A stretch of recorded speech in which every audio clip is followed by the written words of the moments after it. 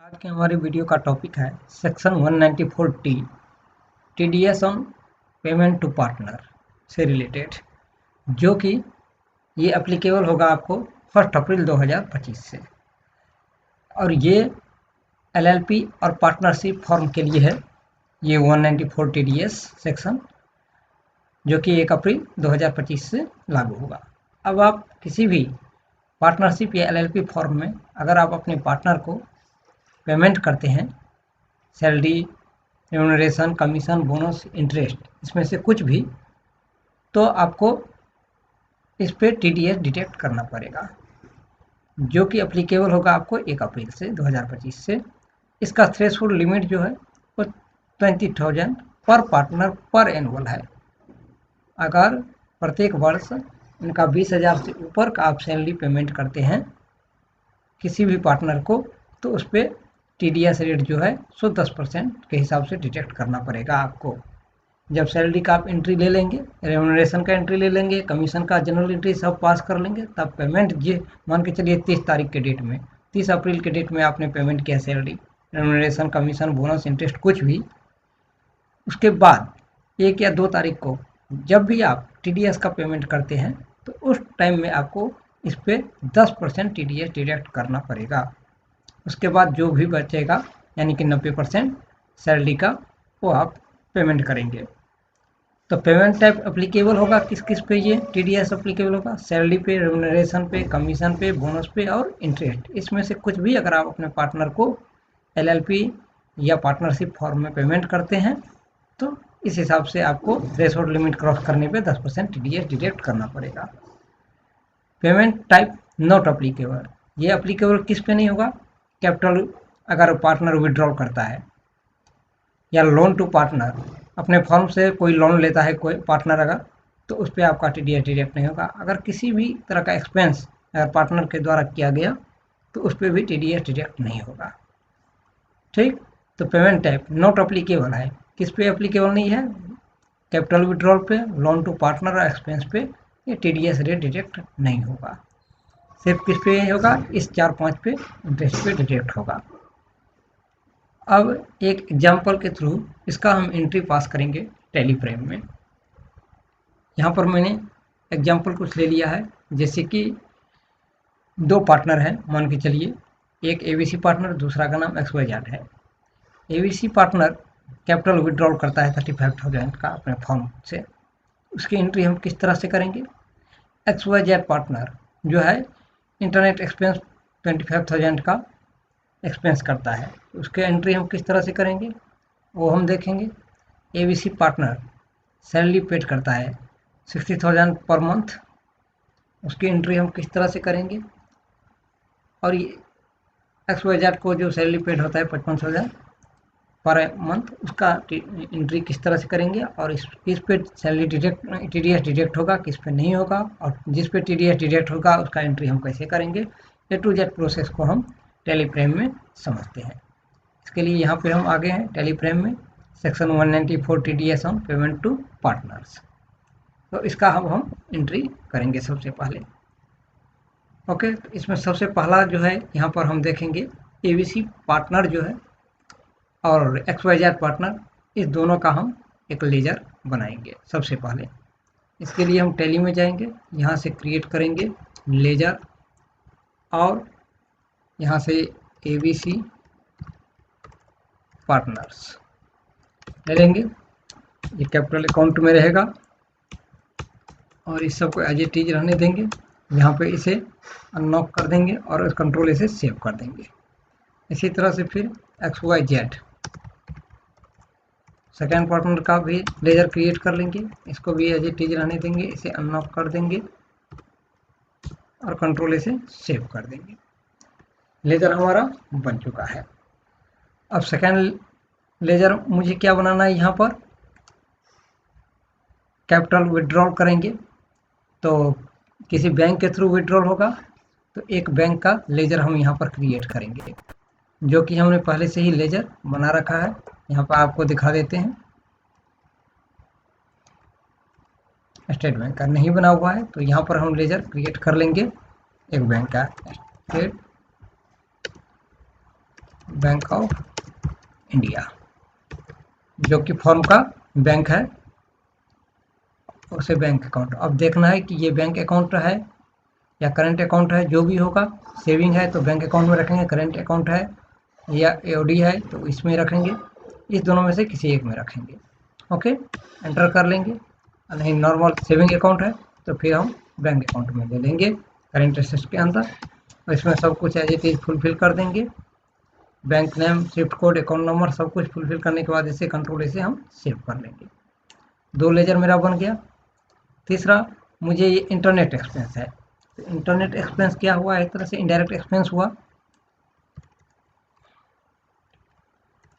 Net expense, इसे हम कहाँ रखेंगे, इनडायरेक्ट एक्सपेंस के अंदर। ओके, यहाँ पे जीएसटी नॉट अप्लीकेबल कर देंगे और कंट्रोल इसे सेव कर देंगे। उसके बाद सैलरी का एक बनाएंगे, तो सैलरी ऐसे इनडायरेक्ट एक्सपेंस के अंदर रखेंगे, इसका भी जीएसटी नॉट अप्लीकेबल कर देंगे, कंट्रोल इसे सेव कर देंगे। और यहाँ पर मैंने ये 4 लेजर बना लिए हैं। अब हम सबसे पहले इसका एंट्री किस तरह से करेंगे वो समझते हैं। इसके लिए हम चले आएंगे सबसे पहले वाउचर्स में। अभी हम यहाँ पे आ गए, मान के चलिए हम 2 अप्रैल में पेमेंट कर रहे हैं। पेमेंट करेंगे तो पेमेंट वाला ऑप्शन सेलेक्ट करेंगे, वाउचर टाइप पेमेंट, और यहाँ से हम ले लेंगे स्टेट बैंक के थ्रू हम किसको पेमेंट कर रहे हैं, एबीसी पार्टनर को, एबीसी पार्टनर्स को। कितना, 35,000, जबकि ये 20,000 को क्रॉस कर गया है। आपको यहाँ पे थ्रेशोल्ड लिमिट दिया हुआ है 20,000, जिसको कि इसने क्रॉस कर लिया है। यहाँ पर कैपिटल 35,000 का विड्रॉल किया है, लेकिन क्या है कि capital withdrawal loan partner expense पे टीडीएस डिडक्ट नहीं होगा, ये 20,000 क्रॉस भी कर गया तब भी, इसीलिए इसका हम नॉर्मल एंट्री पास करेंगे, इस पर कोई भी टीडीएस डिडक्ट नहीं होगा। ओके, और यहाँ से इसे हम डायरेक्शन लिख करके सेव कर लेंगे, तो इसका इस तरह से नॉर्मल एंट्री हो गया है। अब सेकंड क्या है, अब इंटरनेट एक्सपेंस है, तो इस पे भी हमने दे दिया है कि पार्टनर के द्वारा एक्सपेंस पे टीडीएस डिडक्ट नहीं होगा। तो यहाँ पर हम एक इंटरनेट एक्सपेंस का, अगर वाउचर कोई इनवॉइस आता है हम किसी भी इंटरनेट में साइबर से, जहाँ से आप प्रोवाइड करते हैं सर्विस, वहाँ से अगर सर्विस के थ्रू इनवॉइस मिलता है इंटरनेट का, तो फिर सबसे पहले हम क्या करेंगे, एक जर्नल एंट्री पास करेंगे। या सर्विस परचेज कर रहे हैं और वो जीएसटी एप्लीकेबल है, तो फिर जीएसटी एप्लीकेबल करके फिर उसका एंट्री लेंगे। जैसे कि परचेज हो गया, यहाँ पर जो भी इनवॉइस नंबर रहेगा सर्विस प्रोवाइडर के द्वारा, वो इनवॉइस नंबर ले लेंगे, और जिससे भी हम ले रहे हैं उस पर का मतलब लेजर सेलेक्ट कर लेंगे यहाँ से। और लेजर सेलेक्ट करने के बाद चाहे यहाँ से परचेज सर्विस परचेज कर रहे हैं तो सर्विस परचेज का आप एंट्री ले सकते हैं। सबसे पहले मूड चेंज कर लेंगे, यहाँ से मूड चेंज करने के लिए क्या करना पड़ेगा, ये change mood option control H press करेंगे और अकाउंटिंग इनवॉइस मूड में कर लेंगे सबसे पहले। फिर सप्लायर का इनवॉइस नंबर यहाँ पर दे देंगे, जो भी सर्विस इंटरनेट सर्विस प्रोवाइडर है उसका, फिर पार्टी का नाम जो भी होगा वो आप यहाँ पर ले लेंगे। उसके बाद यहाँ से ये सेलेक्ट कर लिया हमने, और मान के चलिए यहाँ पर इंटरनेट एक्सपेंस है, ये ले लिया हमने। यहाँ पे जो भी डिस्क्रिप्शन देना है वो दे देंगे, और कितना है 25,000 हम यहाँ पर ले लेंगे। इंक्लूड अगर जीएसटी है तो फिर आप यहाँ से जो भी होगा इसका 18% जीएसटी रेट रहेगा, तो वो आप 18% इसमें से करके टैक्सेबल अमाउंट यहाँ पे लिखेंगे, और फिर सीजीएसटी और एसजीएसटी यहाँ पे लेंगे और इसे न्यू रेफरेंस नंबर के साथ सेव कर लेंगे, और फिर इसका पेमेंट करेंगे। पेमेंट ऑप्शन में जा करके यहाँ से पेमेंट में चले जाएंगे, बैंक सेलेक्ट कर लेंगे, और जिस भी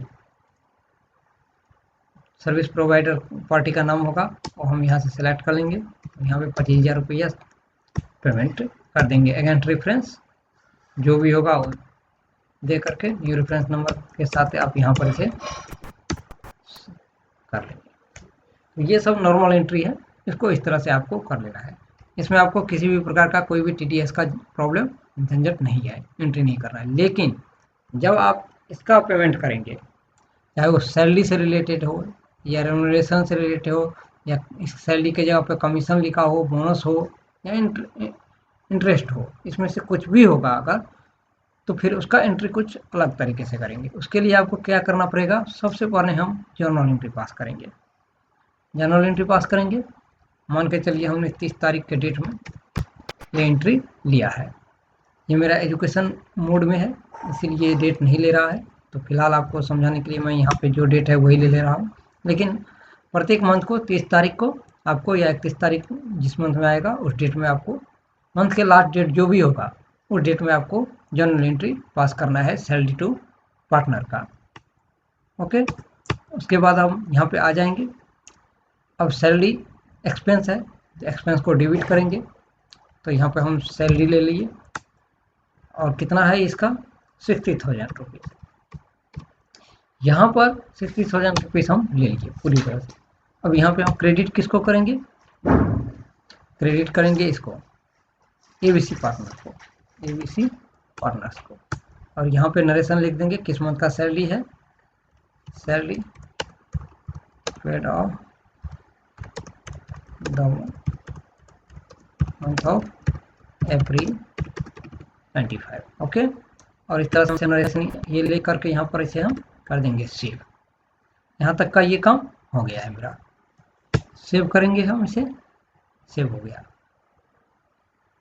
उसके बाद टीडीएस एंट्री करने से पहले आपको करना क्या है, यहाँ पे चले आना है, कंपनी पे क्लिक करना है और यहाँ से आपको प्रेस करना है F11 और यहाँ से ये टीडीएस वाला ऑप्शन देख रहे हैं, इसको कर लेना है आपको, नो है तो इसको यस कर लेना है और इसमें कंपनी का पूरा डिटेल फुलफिल कर देना है, इंडिविजुअल है या कंपनी है जो भी है आप देख लेंगे और उसके बाद कंट्रोल इसी से सेव कर देंगे, फिर कंट्रोल इसी से हम सेव कर देंगे।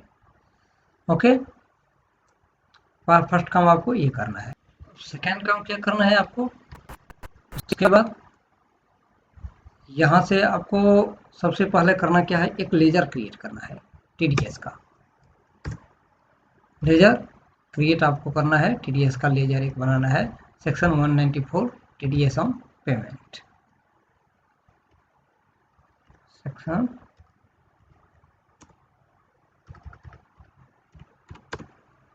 194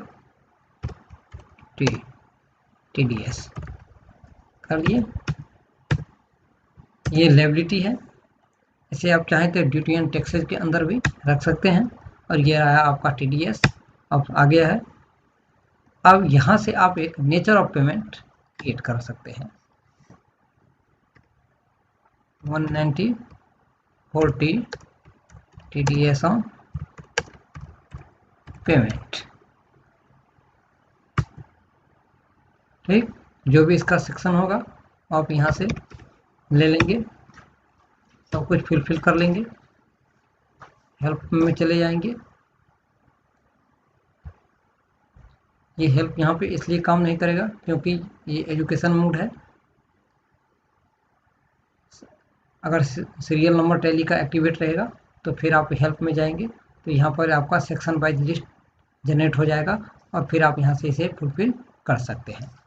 ओके, विच पेन 10% सब कुछ फुलफिल कर देंगे। थ्रेशोल्ड लिमिट जो है 20,000 है और इसे एंटर करके सेव कर देंगे और इसे कंट्रोल ऐसे कर देंगे हम सेव। लेजर क्रिएट करने के बाद अब हम पेमेंट करेंगे, जो भी हम सैलरी एबीसी को अभी जनरल एंट्री पास किए हैं उसका पेमेंट करेंगे। इसके लिए वाउचर्स में आ जाएंगे और यहाँ से मान के चलिए 1 मई में 30 अप्रैल में हमने सैलरी का जनरल एंट्री पास किया और 1 मई में मान के चलिए हम पेमेंट कर रहे हैं एसबीआई बैंक के थ्रू एबीसी को।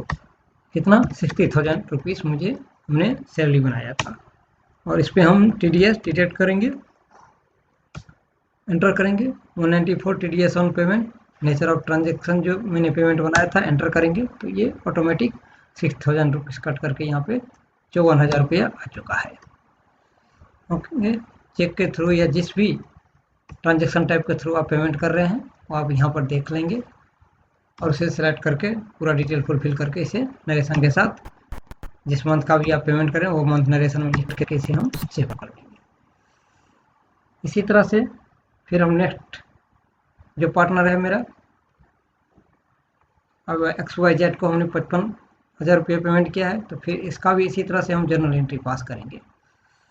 ओके, ले लेंगे यहाँ पर, और सैलरी कितना है 55,500 रुपीज़। क्रेडिट किसको कर रहे हैं, XYZ को, पार्टनर को। यहाँ पर हमने ये एंट्री कर लिया, नरेशन हम यहाँ पर दे देंगे सब कुछ कि जिस मंथ का है वो मंथ लिख करके यहाँ पर हमसे एक्सेप्ट कर देंगे। फिर हम अब यहाँ से चलेंगे एक में पेमेंट करेंगे। पेमेंट करने के लिए फिर पेमेंट वाउचर में जाएंगे, यहाँ से फिर हम बैंक सेलेक्ट करेंगे, XYZ पार्टनर को हम यहाँ पर सेलेक्ट कर लेंगे और यहाँ पर कंट्रोल J करके आप ये चेक कर लेंगे कि TDS जो आपने एप्लीकेबल कर रखा है ये सब पूरी तरह से फुलफिल है या नहीं। ये पार्टनरशिप फॉर्म है, इसको यस करेंगे सेम, और यहाँ से ऑल आइटम के जगह पे जो नेचर ऑफ पेमेंट हमने बनाया था 194T का वो सेलेक्ट करके एंड ऑफ लिस्ट करेंगे और इसे हम फिर कंट्रोल ऐसे कर देंगे सेव, और फिर यहाँ पर 55,000 रुपीज़ एंटर करेंगे और TDS एंटर करेंगे और ये 5500 रुपया 10% डिडक्ट हो चुका है TDS। यहाँ पर नरेशन और जिस ट्रांजेक्शन टाइप का आप यूज कर रहे हैं वो यहाँ पे फुलफिल करके सेव कर लेंगे, नरेशन लिख के एंटर कर देंगे। इस तरह से हम बहुत ही आसानी से इसकी एंट्री कर सकते हैं। अब हम यहाँ से चलेंगे और TDS का लेजर देखेंगे खोल करके। अब ये TDS का तो हमने डायरेक्ट तो कर लिया है यहाँ पर एंट्री करके, लेकिन अब TDS का पेमेंट भी करना है। तो TDS का पेमेंट करने के लिए हमको क्या करना पड़ेगा, यहाँ से चलेंगे हम वाउचर्स में, फिर से यहाँ पर डेट सेलेक्ट कर लेंगे जिस डेट में हम TDS का पेमेंट करेंगे। उसके बाद नीचे आ जाना है, यहाँ पे आप देख रहे हैं कंट्रोल F प्रेस करना है, चाहे ऑटो फिल पे आपको क्लिक करना है। उसके बाद यहाँ पे टाइप ऑफ ऑटो फिल में आपको पेमेंट पे एंटर करना है और यहाँ से type of duty and taxes में आपको TDS सेलेक्ट करके एंटर करना है। जिस भी पीरियड का आपको TDS पेमेंट करना है वो मंथ आप यहाँ से सेलेक्ट कर लेंगे। सेलेक्ट करने के बाद जिस डेट में आपने डिडक्ट किया है TDS पार्टनर को सैलरी देने के बाद, जिस डेट में आपने सैलरी का पेमेंट किया है और जिस डेट में TDS डिडक्ट किया है वो डेट आप यहाँ पे ले लेंगे। ओके, और एंटर करेंगे। उसके एंटर करते ही आपके सामने ये सेक्शन का लिस्ट आ जाएगा और उसके बाद इसे सेलेक्ट कर लेंगे, नेचर ऑफ पेमेंट और कंपनी एंटर करेंगे, रेजिडेंस एंटर करेंगे और यहाँ से एंटर करने के बाद बैंक सेलेक्ट कर लेंगे। बैंक जैसे ही आप सेलेक्ट करके एंट्री करेंगे आपके सामने ऑटोमेटिक ये जो है payment against reference A to Z सब कुछ यहाँ पे आ जाएगा और फिर आप इसे कंट्रोल से सेव कर लेंगे। ओके, एंटर करेंगे, एंटर करके चेक नंबर के थ्रू या जिस भी फंड के थ्रू जिस हिसाब से आपने पेमेंट किया है वो ट्रांजैक्शन टाइप आप यहाँ पे सेलेक्ट करके नरेशन लिख लेंगे और सेव कर देंगे। ये सेव हो चुका है पूरी तरह से। अब हम TDS का लेजर चेक करेंगे, एंटर, ये देख लीजिए 6,000 का आपने पेमेंट करते टाइम डिडक्ट किया था, 2/5 में TDS का पेमेंट किया है। जिस भी डेट में आप करेंगे वो डेट यहाँ पे सेलेक्ट कर लेंगे और ये पूरी तरह से क्लोजिंग बैलेंस नील हो चुका है। ओके।